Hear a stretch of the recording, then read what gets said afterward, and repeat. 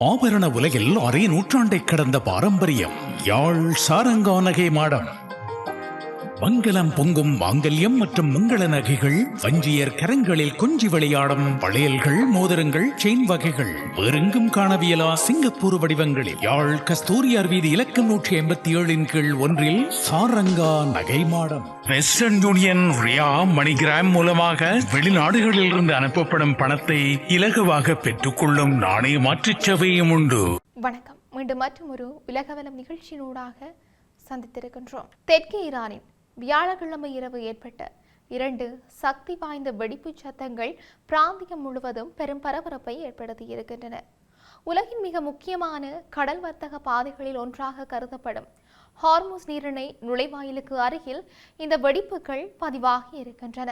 ஆரம்பத்தில் வெடிப்புகளின் காரணம் குறித்து பல்வேறு ஊகங்கள் வெளியான நிலையில் பின்னர் அவை எதிரி இலக்குகளை குறிவைத்து ஈரானிய கடற்படையினர் மேற்கொண்ட இராணுவ நடவடிக்கையுடன் தொடர்புடையவை என்று ஈரானிய செய்தி நிறுவனம் தெரிவித்தும் இருக்கின்றது.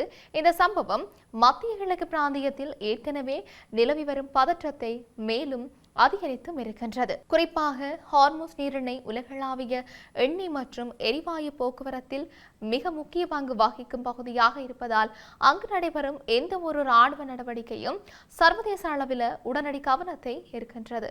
இந்த வெடிப்புகளும் அதே போல பல்வேறு நாடுகளின் கவனத்தை ஈர்த்திருக்கின்றன.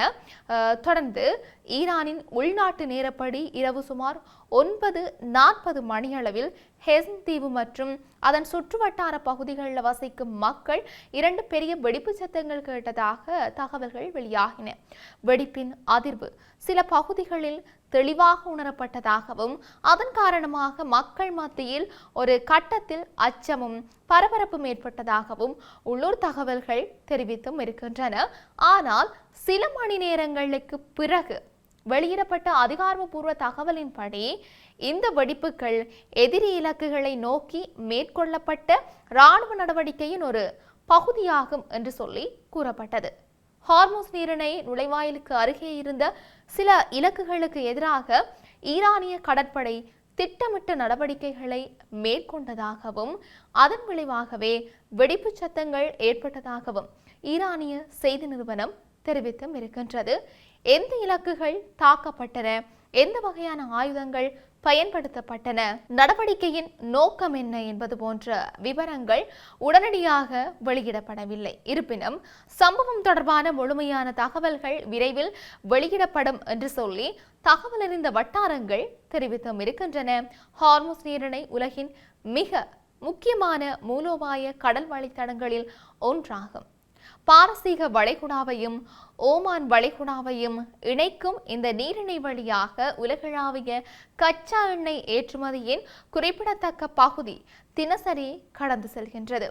இதனால் இந்த பகுதியில் ஏற்படும் எந்த ஒரு பாதுகாப்பு அச்சுறுத்தலும் சர்வதேச வர்த்தகத்தையும் உலக எண்ணெய் சந்தையையும் நேரடியாக பாதிக்கும் தன்மை கொண்டதாக கருதப்பட்டும் இருக்கின்றது. கடந்த சில ஆண்டுகளாக இந்த நீரிணையை சுற்றி இருக்கின்ற பகுதிகளில் பல்வேறு இராணுவ பதற்றங்கள் ஏற்பட்டும் இருக்கின்றன.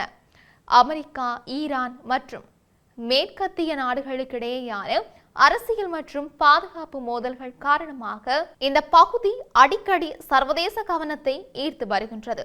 தற்போது இடம்பெற்றிருக்கின்ற இந்த வெடிப்புகளும் அந்த பதற்றத்தின் தொடர்ச்சியாகவே பார்க்கப்படுகிறது. இதற்கிடையில சம்பவம் குறித்து ஹார்முஸ்கான மாகாணத்தின் பாதுகாப்பு விவகாரங்களுக்கான துணை ஆளுநர் விளக்கம் அளித்திருக்கின்றார். அவருடைய கூற்றுப்படி ஹெஸ்ன் தீவிலோ அல்லது அருகில் இருக்கின்ற முக்கிய துறைமுக நகரமான பந்தர் அப்பாஸ் நகரிலோ எந்தவித சேதமும் ஏற்படவில்லை, பொதுமக்களின் உயிர் மற்றும் சொத்துக்களுக்கும் பாதிப்பு எதுவும் இல்லை என்று சொல்லியும் அவர் தெரிவித்தும் இருக்கின்றார். பந்தர் அப்பாஸ் ஈரானின் மிக முக்கியமான கடற்படை மற்றும் வர்த்தக துறைமுகங்கள்ல ஒன்றாகும். அங்கு எந்த பாதிப்பும் ஏற்படவில்லை என்பது அதிகாரிகள் வெளியிட்ட முக்கிய தகவலாகும். இதன் மூலம் இராணுவ நடவடிக்கை பொதுமக்கள் வாழும் பகுதிகளை தவிர்த்து திட்டமிட்டு மேற்கொள்ளப்பட்டிருக்கலாம் என்ற கருத்தும் எழுந்திருக்குது. இதேவேளை வெடிப்புகளின் பின்னணி குறித்து ஈரானிய பாதுகாப்பு அமைப்புகள் தனித்தனியாக விசாரணை மேற்கொண்டு வருகின்றன. சம்பவத்தின் அனைத்து அம்சங்களும் ஆய்வு செய்யப்பட்டு வருவதாகவும் ராணுவ நடவடிக்கையின் முழுமையான விவரங்கள் உறுதிப்படுத்தப்பட்ட பின்னரே அதிகாரப்பூர்வ அறிக்கை வெளியிடப்படும் என்றும் தெரிவிக்கப்பட்டும் இருக்குது. சில பாதுகாப்பு ஆய்வாளர்களின் கருத்துப்படி ஹார்முஸ் நீரிணை அருகே மேற்கொள்ளப்படும் ராணுவ நடவடிக்கைகள் பெரும்பாலும் பாதுகாப்பு மற்றும் கண்காணிப்பு நோக்கத்துடன் மேற்கொள்ளப்படுகின்றன. குறிப்பாக கடல் வழியாக ஏற்படக்கூடிய அச்சுறுத்தல்களை தடுப்பது, எதிரி நகர்வுகளை கண்காணிப்பது மற்றும் முக்கிய கடல் வழித்தடத்தின் பாதுகாப்பை உறுதி செய்வது போன்ற நோக்கங்களுக்காக இத்தகைய நடவடிக்கைகள் முன்னெடுக்கப்படுகின்றன. சர்வதேச கடல் போக்குவரத்து நிறுவனங்களும் இந்த சம்பவத்தை உன்னிப்பாக கவனித்து வருகின்றமையும் குறிப்பிடத்தக்கது. இதுவரை கப்பல் போக்குவரத்தில் எந்த மாற்றமும் அறிவிக்கப்படவில்லை என்றாலும் ஹார்முஸ் நீரிணையை பயன்படுத்தும் பல சர்வதேச கப்பல்கள் பாதுகாப்பு நிலைமையை தொடர்ந்து கண்காணித்து வருகின்றன. அதே நேரத்தில் உலக எண்ணெய் சந்தையிலும் இந்த சம்பவம் கவனத்தை ஈர்த்திருக்கிறது. ஹார்முஸ் நீரிணையில் ஏற்படும் எந்த ஒரு பாதுகாப்பு பதற்றமும் எண்ணெய் விலை உயர்வுக்கு வழிவகுக்கும் வாய்ப்பு இருப்பதால் சர்வதேச முதலீட்டாளர்களும் நிலைமையை கவனித்து வருகின்றார்கள். ஈரானிய அதிகாரிகள் வெளியிட்டிருக்கின்ற தகவல்களின்படி சம்பவம் தொடர்பாக தேவையான அனைத்து பாதுகாப்பு நடவடிக்கைகளும் உடனடியாக மேற்கொள்ளப்பட்டும் இருக்கின்றன. கடற்படை, கடலோர பாதுகாப்பு படை மற்றும் பிற பாதுகாப்பு அமைப்புகள் தொடர்ந்து கண்காணிப்பு பணியில் ஈடுபட்டிருக்கின்றமையும் குறிப்பிடத்தக்கது. ஹார்முஸ் நீரிணை வழியாக நடைபெறும் கடல் போக்குவரத்து பாதுகாப்பாக இருப்பதை உறுதி செய்வதற்கான நடவடிக்கைகளும் மேற்கொள்ளப்பட்டு வருகின்றன. சம்பவம் நடைபெற்ற நேரத்தில் அந்த பகுதியில் இருந்த சில மீனவர்கள் மற்றும் பொதுமக்கள் தூரத்தில் 2 பெரிய வெடிப்பு சத்தங்களை கேட்டதாக உள்ளூர் ஊடகங்களுக்கு தெரிவித்தும் இருக்கின்றார்கள். இருப்பினும் அவர்கள் யாரும் நேரடி சேதத்தை காணவில்லை என்றும் சில நிமிடங்களில் நிலைமை வழக்கமான நிலைக்கு திரும்பியதாகவும் கூறியிருக்கின்றார்கள். பாதுகாப்பு வட்டாரங்களின் தகவல்களின்படி இந்த சம்பவம் தொடர்பான கூடுதல் தகவல்கள் சேகரிக்கப்பட்டு வருகின்றன.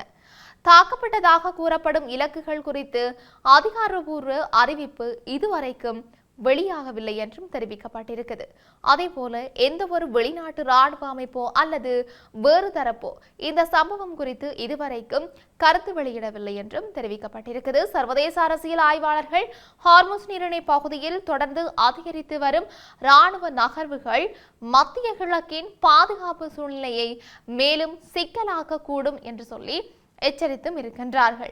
எனினும் தற்போதைய சம்பவம் கட்டுப்பாட்டுக்குள் இருப்பதாகவும் பொதுமக்களுக்கு எந்த அச்சுறுத்தலும் இல்லை என்று சொல்லியும் ஈரானிய அதிகாரிகள் தெரிவித்தும் இருக்கின்றார்கள். மொத்தத்தில் தெற்கு ஈரானின் ஹெஸ்ம் பகுதியில் வியாழக்கிழமை இரவு கேட்கப்பட்ட 2 வெடிப்பு சத்தங்கள் ஹார்முஸ் நீரிணை நுழைவாயிலுக்கு அருகே எதிரி இலக்குகளை குறிவைத்து மேற்கொள்ளப்பட்ட ராணுவ நடவடிக்கையுடன் தொடர்புடையவை என்று சொல்லி அதிகாரப்பூர்வ தகவல்கள் தெரிவித்தும் இருக்கின்றன. சம்பவத்தில் பொதுமக்கள் வாழும் பகுதிகளுக்கு எந்த சேதமும் ஏற்படவில்லை என்றும் ஹெஸ்ம் மற்றும் பந்தர் அப்பாஸ் நகரங்கள் பாதுகாப்பாக இருக்கிறதாகவும் அதிகாரிகள் உறுதிப்படுத்தியும் இருக்கிறார்கள். இதற்கிடையில சம்பவத்தின் முழு பின்னணி மற்றும் நடவடிக்கையின் விவரங்களை அறிய பாதுகாப்பு அமைப்புகள் தொடர்ந்து விசாரணை மேற்கொண்டு வருகின்றன. இந்த சம்பவம் மத்திய கிழக்கில் நிலவும் பாதுகாப்பு சூழ்நிலையை மீண்டும் சர்வதேச கவனத்திற்கு கொண்டு வந்திருக்கிறதோட ஹார்முஸ் நீரிணையின் மூலோபாய முக்கியத்துவத்தையும் மீண்டும் உலக அரங்கில் முன்னிறுத்தி இருக்கின்றமையும் இங்கு குறிப்பிடத்தக்க ஒரு விடயமாகவே இருக்கின்றது. இப்படி இருக்க உலகளவிய ரீதியில் இன்னும் என்னவெல்லாம் நடக்கப் போகின்றது என்று நாங்களும் பொறுத்திருந்து பார்க்கலாம். மீண்டும் மற்றொரு பதிவினூடாக சந்திக்கலாம். வணக்கம்.